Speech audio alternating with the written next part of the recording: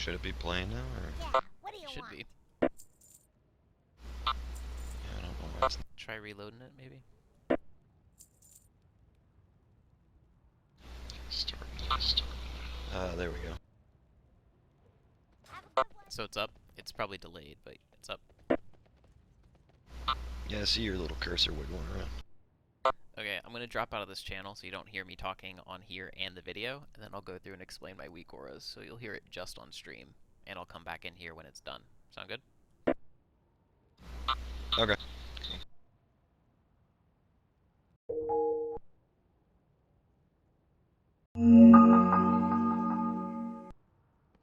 God, that was loud.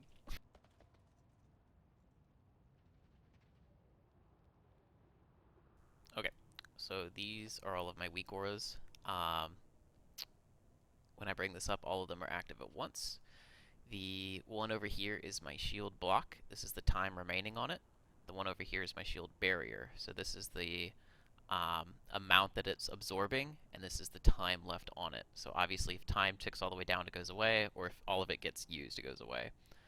This is when I get a free heroic strike, and this red one is when I'm getting close to rage cap, and it basically tells me spend your stupid rage because you're not managing it very well. Luckily I don't see that very much. The danger one is when I'm out of range of a healer. I just made that one, I need to test it some more. This small thin line is the global cooldown, so when it goes all the way down I can use another ability. And this is how I track my unyielding strikes. This is the stack I'm on, and this is the time left until it expires. And this also changes color depending on how many I have. So I'll use those on this dummy real fast, and you can see how they work, and I'll explain the other ones in case you want them too.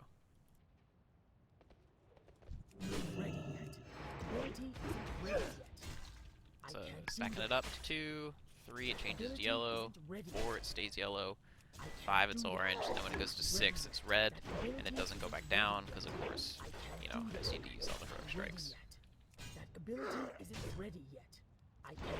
That's the global cooldown. So if I pop shield block here, that's how long it's active for. Just use it for heroic strike. And I'll pop shield barrier, so it absorbs 24,000 damage, and it lasts that amount of time. Of course, this damage is really crappy because I'm not in a raid and taking damage. There's no resolve, but that's what it is. So those are the basic ones. There's also ones down here. If I kill an enemy, this little red cross shows up, and that's my, what's it called, victory rush. The cross swords means I don't have a shout active, so there you go. Now I have attack power. And if I happen to forget that I'm not in defensive stance, the shield pops up. So I'm never like, oh shit, I'm taking the wrong stance. So those are the majority of the weak auras. This is my battle res thing, good for raid leading if you do that. I also have... This tracks missing buffs in raid. What else am I missing?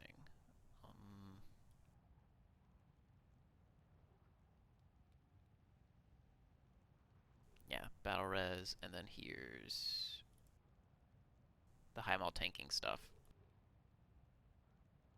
So these just keep track of all the different debuffs that can be put on you, like the butcher crap, impales and stuff, arcane stuff from the final bosses. That way you can see it, and these are the ones for my focus as well. So that's the kind of stuff you can do with weak auras. I recommend you do that. I keep these abilities here because they're the ones I use the most and need to know. My threat meter, and I also have stuff like tracking my internal cooldowns. Like when I pop a major, it shows up here. When someone gives me one, it shows up here. I can't really show that because I don't have anyone around, but that's what it does. And I think that's it.